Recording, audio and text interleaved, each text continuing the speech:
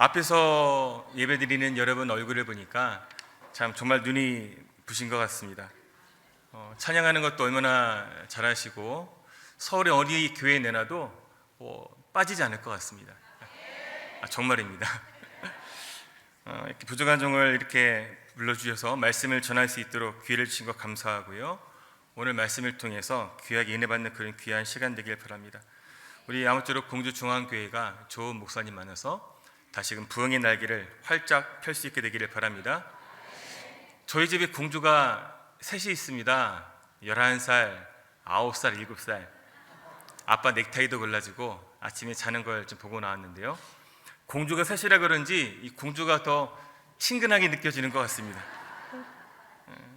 오늘 우리가 친근하게 우리 처음 뵙는 사이지만 말씀을 통해서 하나 되기 바라고 말씀을 통해서 깊이 인해받는 그런 귀한 시간 되시기를 바랍니다. 우리가 성경을 읽을 때 좀 더 잘 이해하려면 몇 가지 방법이 있습니다. 우리가 한 본문을 읽을 때 그 사건의 앞과 뒤, 이 전문맥과 후문맥을 잘 보는 게 중요하고요. 왜냐하면 성경을 처음 줄 때 몇 장 몇 절 나눠진 건 그렇게 오래되지 않았습니다. 그래서 성경을 읽을 때는 통으로 어떤 위치에 있는지를 잘 보는 것들이 중요하고요.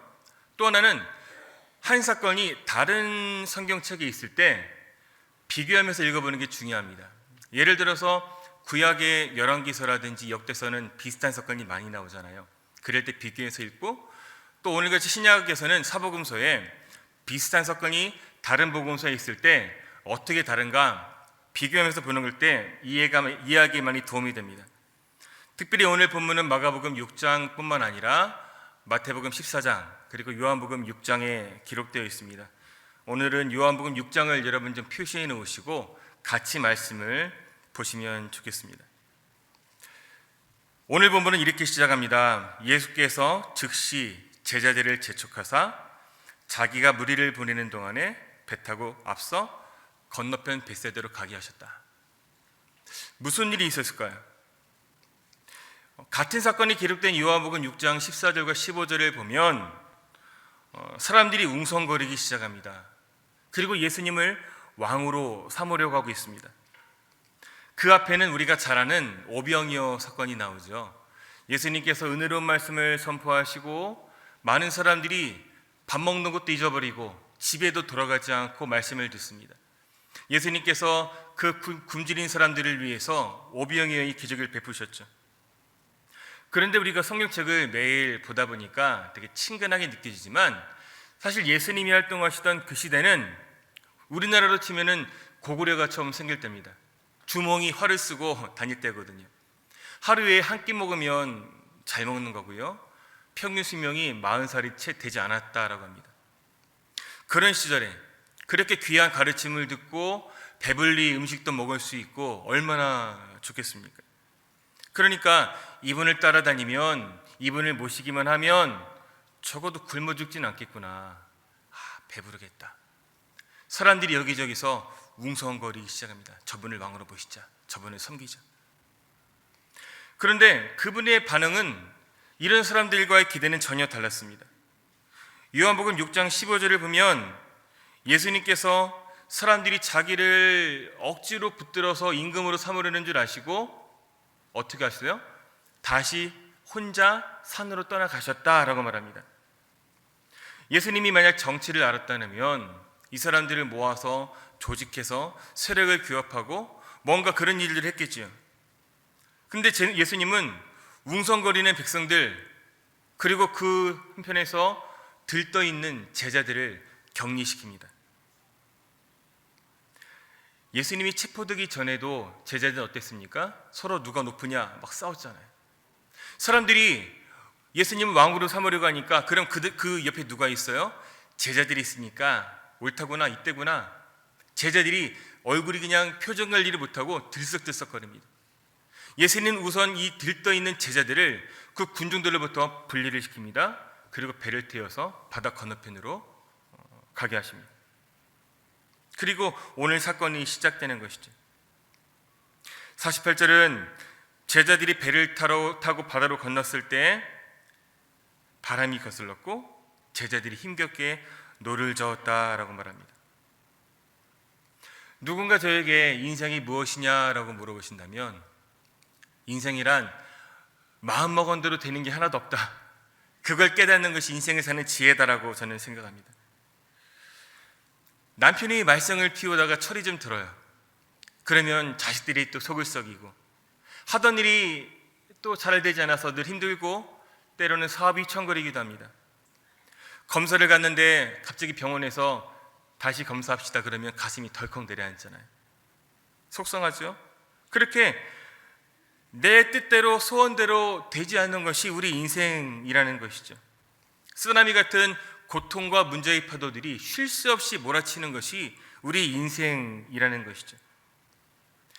제자들 중에 대부분은 그 갈릴리 바다에서 잔뼈가 굵은 사람들이었습니다. 그런데 그런 사람들도 바람이 거스르고 풍랑 일기 시작하니까 어떻게 손을 쓰지 못하는 거지요. 그렇게 맞바람이 불고 거센 풍랑이 있는 바다에서 앞으로도 가지 못하고 뒤로도 가지 못하고 그저 겨우 죽지 않으려고 힘겹게 노만 저으며 버티는 것, 그것이 어쩌면 우리 인생의 본질이 아닌가 하는 생각을 합니다.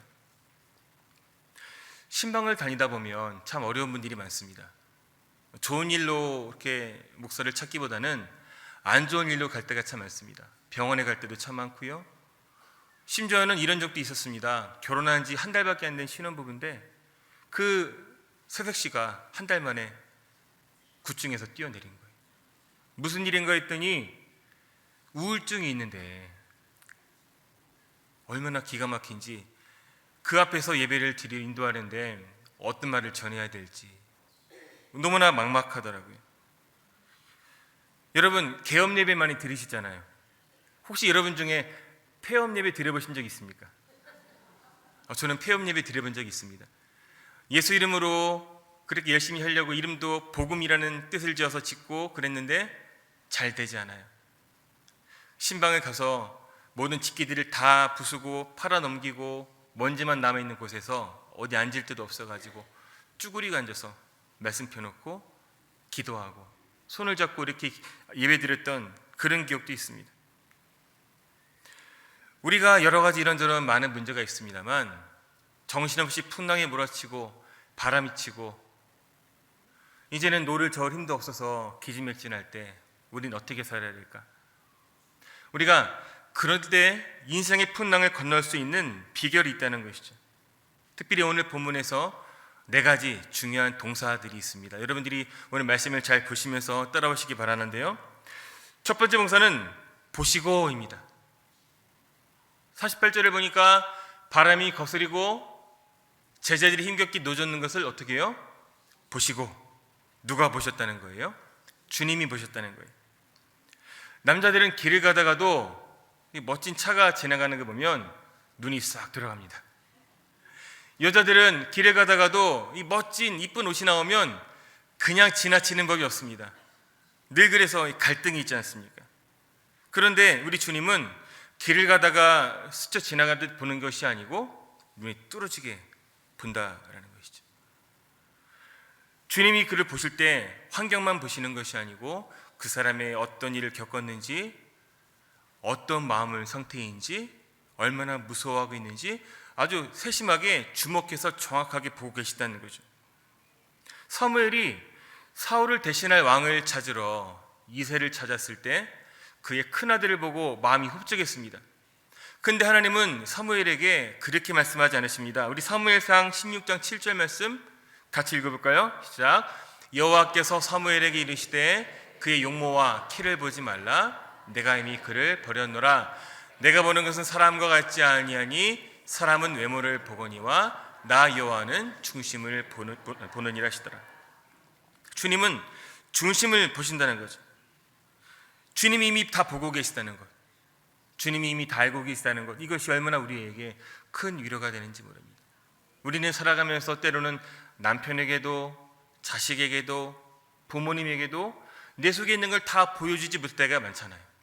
하지만 주님은 내가 그렇게 말하지 않아도, 때로는 내가 주님을 찾을 힘도 없이 눈물 짓고 있을 때 나의 그 속상한 마음까지도 환경까지도 다 보고 계시다는 거죠. 그런데 이 보는 것만으로 한계가 있습니다. 제가 딸이 셋이라고 그랬잖아요. 얼마나 이쁜지 몰라요. 그런데 아이들이 이쁘고 사랑스럽지만 큰아이가 한번 아파가지고 병원에 입원하게 됐는데, 아이가 아주 아기 때 아프니까 막 주사바늘 꽂지 않습니까? 아빠가 할 수 있는 건, 아빠가 목사니까 기도하고 벌떡 일으키면 좋겠는데 안 되더라고요. 아빠가 할 수 있는 건 아기가 몸부림치지 않게 꼭 붙잡고, 아빠야 괜찮아 괜찮아. 아이가 마음을 진정시키는 거 말고는 할 수 있는 게 아무것도 없더라고요. 그나마도 피가 잘 뽑지 않으니까 그나마 또 안에 중환자실 들어가서 체열을 하는 거예요. 아이는 비명 지르고 애기 엄마는 막 울고 있고 어떻게 해야 될지 정말 모르겠더라고요. 그것이 부모입니다. 자식을 위해서 모든 것 다 해주고 싶지만 보는 것만으로 한계가 있죠. 그래서 두 번째 중요한 동사가 있습니다. 48절 다시 보면 어렵게 나오죠. 힘겹게 노젓는 것을 보시고 밤 사경쯤에 바다 위로 어떻게 해요? 걸어서. 주님은 순간이동하지 않으셨습니다. 여러분, 예수님께서 부활하신 다음에 제자들이 꼭꼭 무서워서 문을 잠그고 있을 때 주님이 짠 하고 나타나셨습니다. 그런가 하면 주님이 승천하실 때 어떻게 해요? 수많은 사람들이 보고 있는데 하늘로 올라가시잖아요. 그러면 예수님이 굳이 발에 물 묻힐 이유가 없잖아요. 순간이동 짠 하셔도 되고 하늘을 날아가지고 오셔도 되고. 제가 고등학교 때 친구 전도를 받아서 교회를 다니게 됐는데, 교회 다니기 전에 제가 유명했습니다.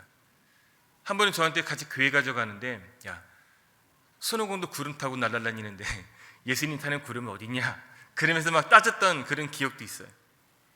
주님은 하늘을 날릴 수도 있고 순간이동할 수도 있고, 아니 굳이 가지 않아도 말씀으로만 고칠 수도 있는데 왜 굳이 저벅저벅 그 바다 위를 걸어가셨을까? 요한복음 보면 12월을 건너갔다고 했지 않습니까? 한 4km를 그렇게 걸어오셨단 말이에요.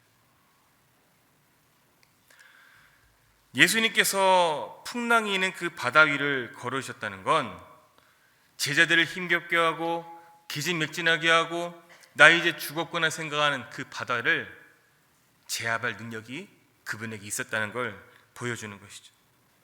주님은 그렇게 우리를 기진맥진하게 하는, 힘들게 하는 인생의 파도들을 걸어오십니다. 그 인생의 모든 문제들보다 더 능력 있는 분이시라는 것이죠. 그분이 걸어오신다는 걸 믿고 문제보다 크신 주님을 믿고 의지하는 여러분 되시기를 바랍니다. 세 번째 동사는 바다 위로 걸어서 그들에게 오신다, 다가오신다는 말입니다. 기독교 이단 중에 이신론이라는 이단이 있습니다.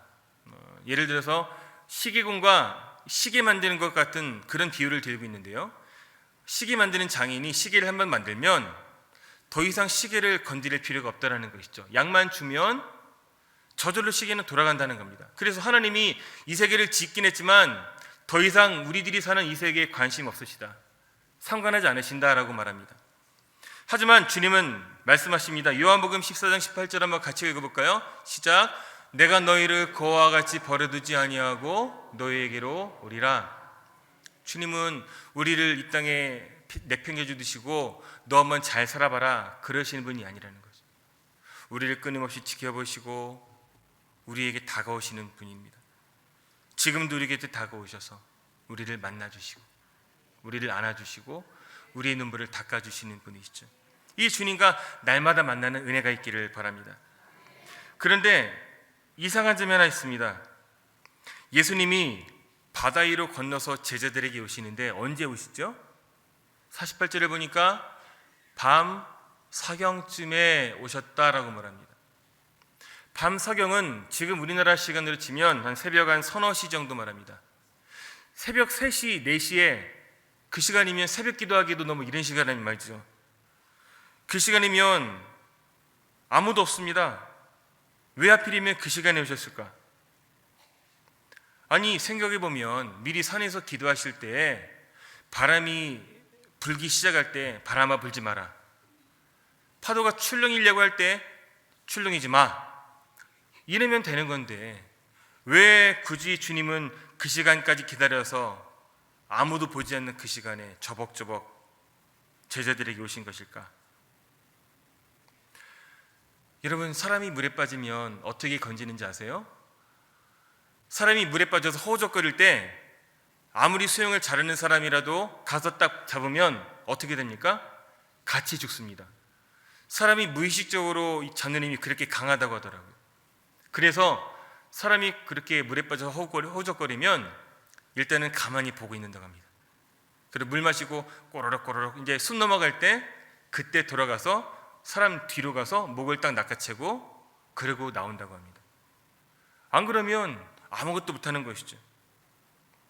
밤 사경, 그 저녁에 배를 타고 건너가서 밤새도록 노를 젓고 그 풍랑과 씨름하다가 새벽이 되었을 때 다른 배가 있을 리도 없고 다른 사람이 도와줄 리도 없는 그 시간, 제자들이 자기들이 할 수 있는 최대한의 힘을 다하고 이제는 기진맥진해서 다 포기할 때, 나의 힘도 경험도 다른 사람의 도움도 아무것도 기대할 수 없는 그 시간에 주님께서 다가오신다는 것이죠. 제자들이 가장 겸손해졌을 시간에 주님은 다가오셨다는 거죠. 제자들이 느끼기에 그 시간은 너무나 늦었는지 모릅니다. 주님 좀만 빨리 오시지. 하지만 제자들이 늦었다고 생각하는 그 시간은 그들이 주님을 찾기에, 자기의 모든 것들을 내려놓기에 가장 알맞은 시간, 주님에게는 정확한 시간이었다는 것이죠. 우리는 때때로 여러 가지 많은 문제들이 있을 때 우리가 기한을 정해놓고 금식 기도도 하고 작전 기도하죠. 주님 도와주십시오. 이때가 아니면 안 됩니다. 하지만 내가 원하는 소원과 주님이 원하시는 뜻이 다를 때 우리는 어떻습니까? 실망할 때 많잖아요. 하지만 주님은 절대로 우리에게 너무 늦게 오시는 법이 없다는 것 기억하시기 바랍니다. 주님의 시간은 틀림이 없다, 정확하다는 것 꼭 잊지 마시기 바랍니다. 한 가지 더 덧붙이자면, 이 48절을 보면 지나가려고 하신다고 할 때 지나간다는 말은 그냥 쑥 지나간다는 말이 아니고 제자들이 주님만을 바라보고 있을 만큼 확인하기 위해서 제자들이 눈을 보고 확인할 수 있을 만큼 아주 가까이 오셨다는 그런 의미입니다. 주님께서 그렇게 가까이 오셨는데 이 제자들의 반응은 어떻습니까? 제자들은 전혀 주님을 알아보지 못하는 거예요. 49절에 보니까 제자들이 주님이 걸어오심을 보는데 누군 줄 알았어요? 유령인 줄 알았어요. 그리고 막 놀라 자빠지는 거죠. 제가 논사훈련소를 나왔습니다. 훈련소에 가서 사주훈련을 받고 뒤에 또 이제 특별교육을 받고 한 2달 만에 아버지 어머니를 면회하는데요. 제가 처음에 군대 가기 전에 몸무게가 한 65kg 나갔습니다. 근데 2달 지나니까 15kg가 찌더라고요. 군대밥이 좋구나.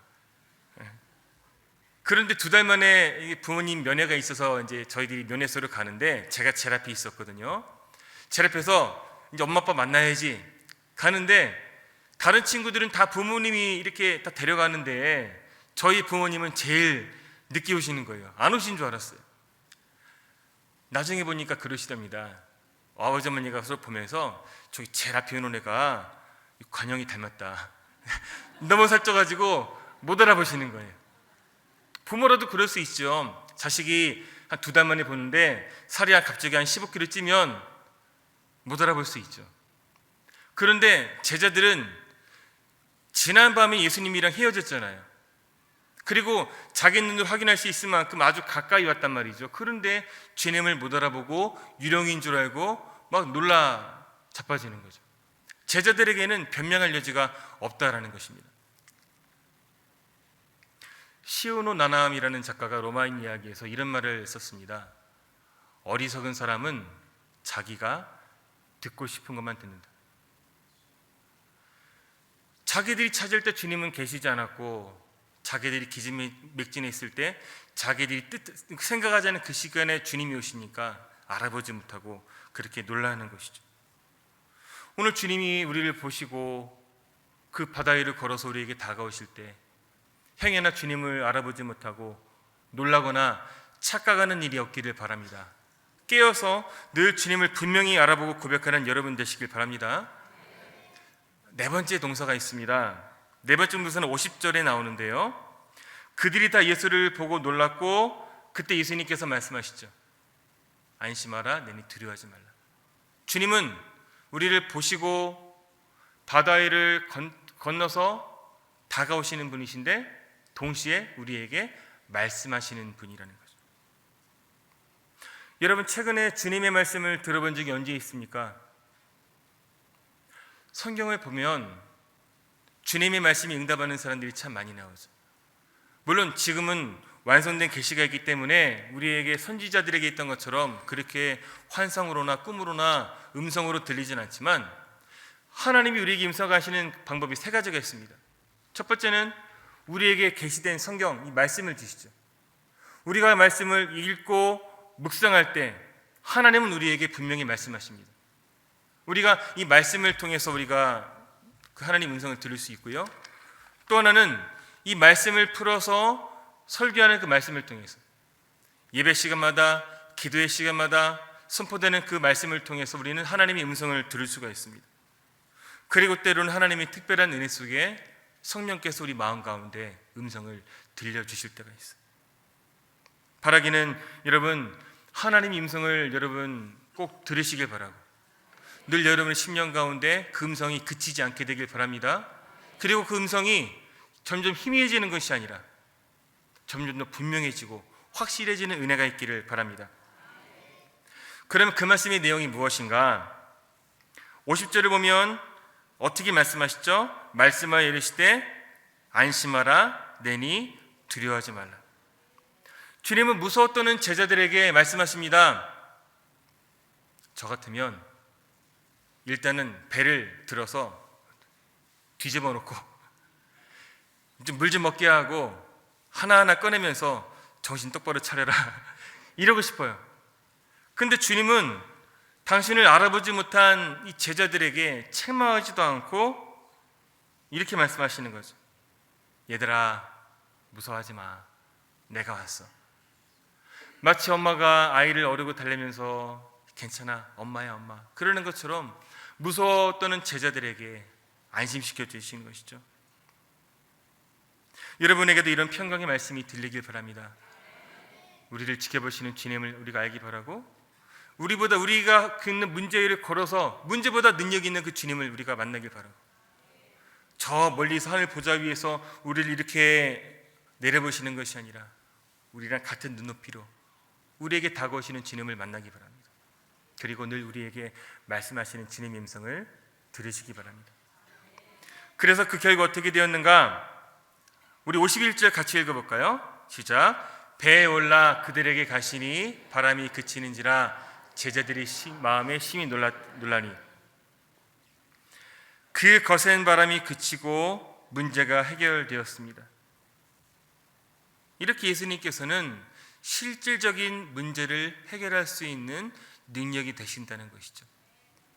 어떤 문제를 만났을 때 이 주님과 동행하고 문제를 해결하는 여러분 되시기를 주님의 이름으로 축복합니다. 근데 더 중요한 것 한 가지가 있습니다. 예수님께서 제자들을 군중들로부터 떼어내서 바다로 보내신 다음에 자기를 억지로 왕으로 삼으려는 백성들로부터 떨어지신 다음에 어떻게 하셨죠? 혼자 산으로 가셨습니다. 왜 산에 가셨을까요? 너무 등산을 좋아하셨나요? 주님이 산에 가면 뭐 하시죠? 기도하시죠. 그럼 주님이 무슨 기도하셨을까요? 그 풍랑을 겪는 제자들이 그 풍랑을 통해서 자기의 연약함을 발견하게 하시고 당신을 잘 의지할 수 있도록 그들의 믿음이 단련되고 성숙해지도록 위해서 기도하셨겠죠. 우리가 잘 부르는 찬송이 있지 않습니까? 누군가 널 위하여 누군가 기도하네. 내가 홀로 외로워서 마음이 무너질 때 누군가 널 위해 기도하네. 이 누군가가 바로 예수님이라는 거죠. 우리가 로마서 8장 26절 말씀 같이 읽어보겠습니다. 시작. 이와 같이 성령도 우리 연약함을 도우시나니 우리는 마땅히 기도할 바를 알지 못하나 오직 성령이 말할 수 없는 탄식으로 우리를 위하여 친히 간구하시느니라. 이 주님께서 지금도 우리를 위해서 기도하시는 줄 믿습니다. 마가복음은 이렇게 끝납니다. 여기에서 그치지만 같은 사건을 기록하고 있는 마태복음은 베드로가 잠시나마 무리를 걸었던 사건을 기록하고 있고요. 요한복음은 그 이후의 이야기를 조금 더 기록하고 있습니다. 요한복음 6장 19절, 20절, 21절을 보면 제자들이 예수님을 보고 놀랐을 때, 두려워할 때 주님이 내니 두려워하지 말라라고 말씀하시고, 21절 같이 읽어볼까요? 시작. 이에 기뻐서 배로 영접하니 배는 곧 그들이 가려던 땅에 이르렀더라. 제자들이 노를 저어서 10여리를 갑니다. 그래도 어느 만큼 갔단 말이에요.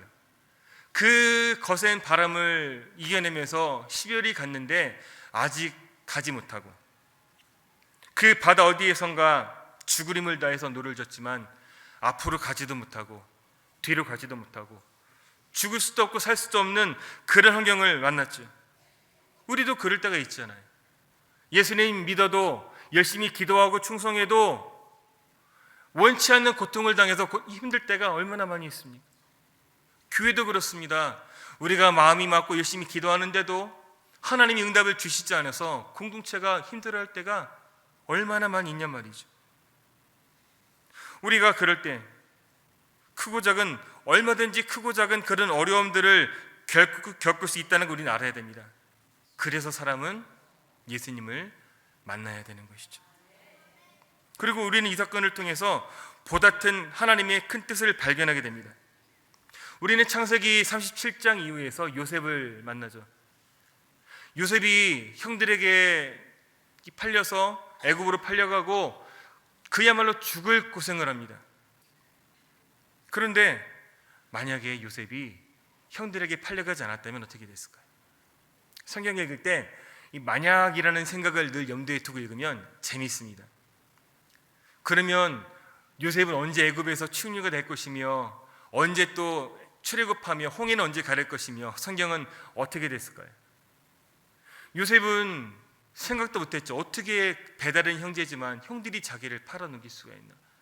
얼마나 괴로웠겠습니까마는 그 사건을 통해서 하나님이 원하고자 하는 뜻, 그 당시에 그 온 백성들을 구하고자 하는 하나님의 뜻이 있었고, 요셉은 그의 삶을 통해서 나중에 오실 예수님의 모습을 예표하게 되었다는 것이죠. 제가 한 가지 예화를 좀 소개해드리겠습니다. 여러분 잘 들어보세요. 조금 깨어져 금이 가고 오래된 못생긴 물항아리 하나가 있었습니다. 그 항아리의 주인은 다른 온전한 것들과 함께 그 깨어진 항아리를 물을 기르는 데 사용했습니다. 오랜 세월이 지나도록 주인은 깨진 물 항아리를 버리지 않고 온전한 물 항아리와 같이 똑같이 아끼며 사용했습니다. 깨진 물 항아리는 주인에게 늘 미안한 마음이었습니다. 내가 온전치 못해서 주인님에게 폐를 끼치는구나. 나 때문에 그토록 힘들게 구한 물이 줄줄 새는데도 나를 아직 버리지 않으시다니. 어느 날 미안하다고 느낀 깨진 물항아리가 주인께 묻습니다. 주인님, 어째서 저를 버리지 않고 새로운 온전한 항아리를 구하지 않으시나요? 저는 별로 소용가치가 없는 물건인데요.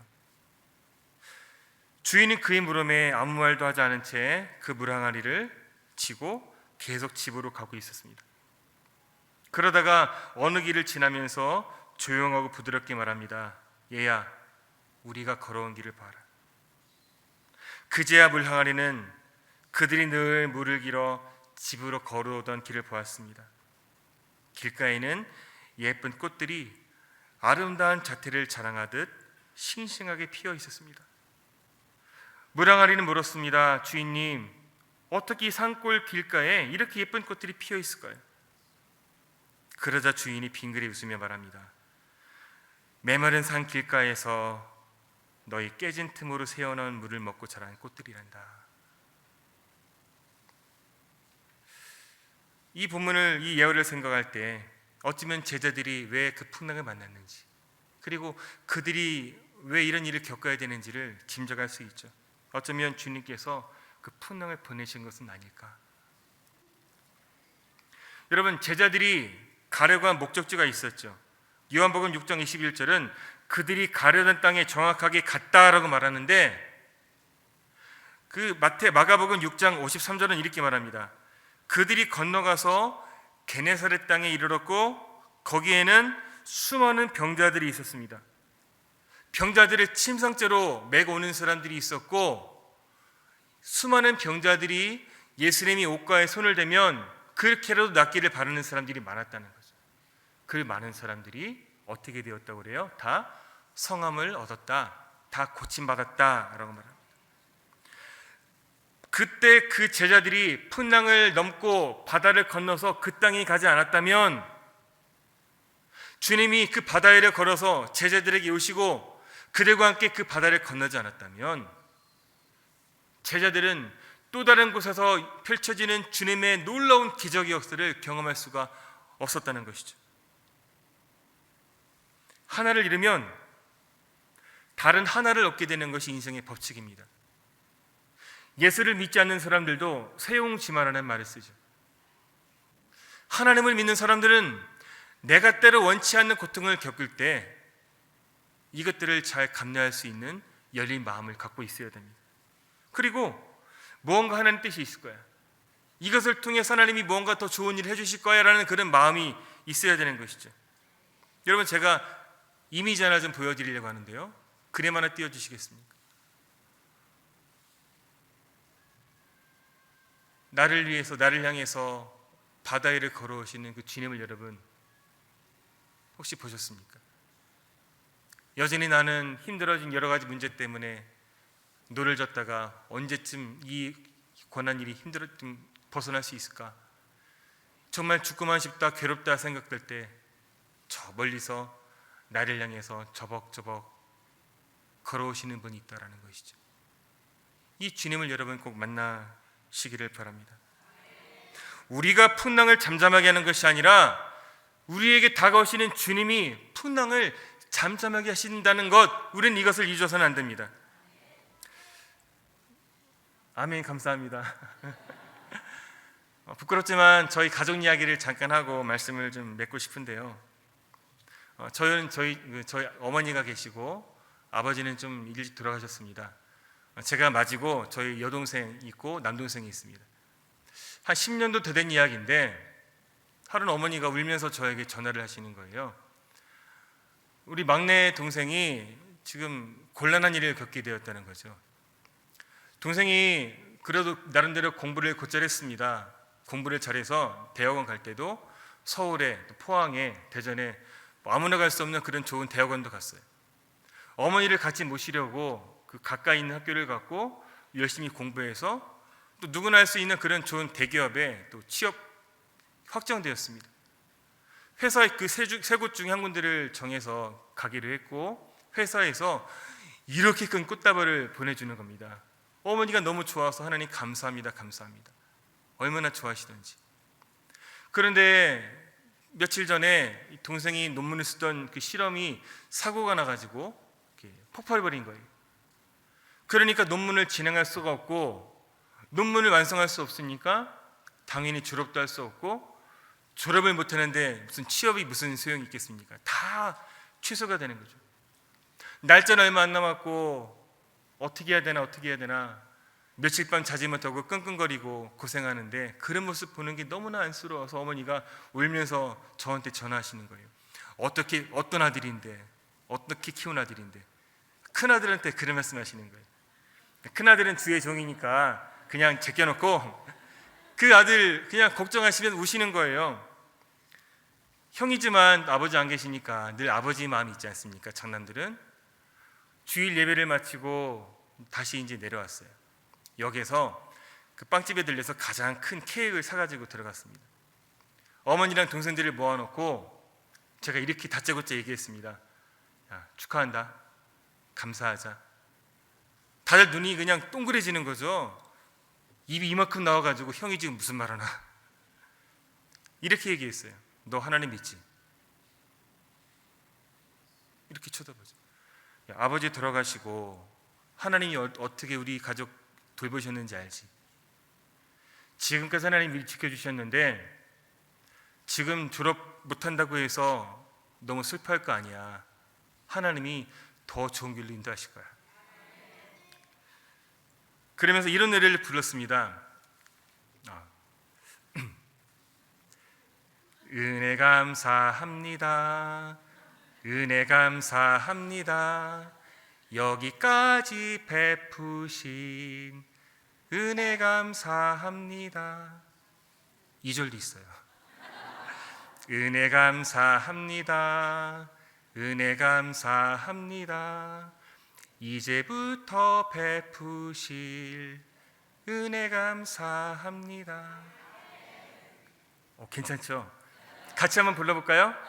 시작. 은혜 감사합니다. 은혜 감사합니다. 여기까지 베푸신 은혜 감사합니다. 2절. 은혜 감사합니다. 은혜 감사합니다. 이제부터 베푸실 은혜 감사합니다. 은혜가 되지 않습니까? 그래서 제가 설교하면서 박수 받아보긴 처음입니다. 감사합니다. 동생을 끌어안고 기도하는데 얼마나 눈물이 나는지. 결과적으로 지나온 시간을 보니까 동생은 그 대덕 연구단지 안에 있는 좋은 연구원에서 좀 즐겁고 좀 재밌게 아주 멋지게 그렇게 일을 하고 있습니다. 물론 여러 가지 많은 과정이 있습니다. 결혼하는 과정도 있었고, 결혼하고 7년 만에 또 아이를 가진 사건도 있었고, 풍랑은 그렇게 많았습니다만 돌이켜 고백하건대 하나님이 한 번도 우리 잡은 손을 놓으신 적이 없었고, 한 번도 그 기도응답 안 들어두신 적이 없었고, 늘 그렇게 우리를 발걸음을 인도하셨다는 거죠. 여러분들에게도 동일한 은혜가 있길 바랍니다.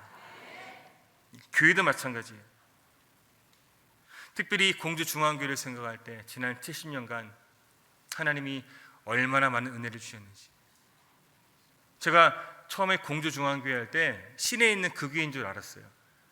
언제 이렇게 멋지게 아름다운 성전을 짓고 이렇게 오셨는지, 지난 목사님과 많은 성도님들이 얼마나 고생하셨는지 짐작이 가더라고요.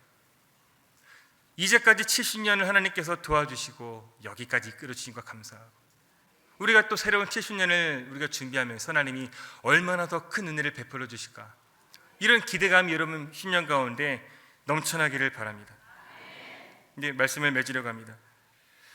새해가 시작된 지 벌써 이제 2달이 지났지요. 늘 첫 예배를 드릴 때 그 기대감이 있지만 늘 마지막은 다사다난한 한 해로 늘 기억되지 않습니까? 2017년도 그랬고 16년도 그랬고 올해도 그럴 것이고 내년에도 그럴 것입니다. 한 가지 풍랑을 넘으면 또 다른 풍랑이 몰려올 것이고, 자식을 결혼시키면 또 그 다음 문제가 또 계속 있잖아요. 취업을 하면 또 그 다음 또 문제가 있잖아요. 살아가면서 이런저런 문제는 계속 있지만 우리가 나를 지켜보시고 그 바다를 걸어서 나에게 다가오시는 주님, 그리고 우리에게 말을 걸어주시는 주님, 안심해라, 내가 너와 함께 있어. 이 주님의 음성을 들으며 주님을 모시고 걸어간다면 우리는 풍랑도 무섭지 않고 아름답게 갈 줄 믿습니다. 대나무는 가늘어도 하늘을 향해서 곱게 올라갑니다. 왜냐하면 중간중간에 마디를 짓기 때문에 그래요. 제가 서울에서 버스를 타고 이렇게 터미널로 왔는데요, 공주터미널 1시간 30분 찍히더라고요. 근데 서울에서 차가 좀 많이 막혀서 좀 걱정을 했습니다. 어떡하지? 그런데 정확하게 1시간 반 딱 걸리더라고요. 그런데 보세요, 저는 공주라는 티켓을 가지고 왔습니다. 그런데 버스를 타면 처음부터 공주가 나오는 거 아니에요. 서울에서 올 때 처음에 기흥 나오고 신갈이 나오고 안성이 나오고 그 다음 목적지가 차례차례 나옵니다. 궁극적인 목적지는 천국이에요. 하지만 우리가 걸어가면서 자식을 대학 보내고 결혼시키고 손주를 양육하고 이런 그런 과정들이 있지 않습니까? 우리가 중학교를 졸업하고 고등학교를 졸업하고 대학교를 졸업하고 군대 가고 취업하고 결혼하는 이 모든 과정들 중간중간 그런 매듭마다 하나님이 정확하게 우리를 이끌어 주신다는 것이죠. 그리고 정확하게 하나님이 시기에 하나님의 때가 되면 하나님은 우리를 주님이 계신 그 천국으로 안전하게 어떻게 할까요? 인도해 주신다. 여러분들이 이걸 꼭 고백하시기 바랍니다. 찬송가 370장, 저는 뒤에도 제가 부르는 줄 알고 제가 이렇게 준비했는데 어르신들이 가장 좋아하는 찬송이에요. 이 찬송가 가사를 보면 얼마나 은혜가 많이 되는지 모릅니다. 주 안에 있는 나에게 내가 무슨 근심이 있을까? 십자가 밑에 나아가 난 내 짐을 다 풀어버렸다. 이 세상은 두려움이 많은 곳이지만 우리는 두려움을 기도로 바꿀 수 있고, 그 기도를 들으시는 주님은 우리 한숨을 노래로 바꿔주시는 분이시다. 주님은 자비하셔서 나는 늘 궁핍하고 어렵지만 주님은 보조감 없이 채워주시고 늘 우리와 함께 계시는 분이시다. 이 주님이 나랑 약속을 맺으셨는데 나를 부해 주시겠다는 것, 이 약속은 절대 변하지 않고 주님은 늘 나와 함께 계실 것이다. 1절만 같이 불러볼까요? 주 안에 있는 나에게 딴 근심이 있으랴 십자가 밑에 나가 내 짐을 풀었네. 주님을 찬송하면서 할렐루야 할렐루야 내 앞길 멀고 험해도 나 주님만 따라가리. 할렐루야, 나 주님만 따라가리. 이 가사 내용들이 여러분의 삶의 고백이 되고 믿음의 증거가 되기를 주님의 이름으로 축복합니다.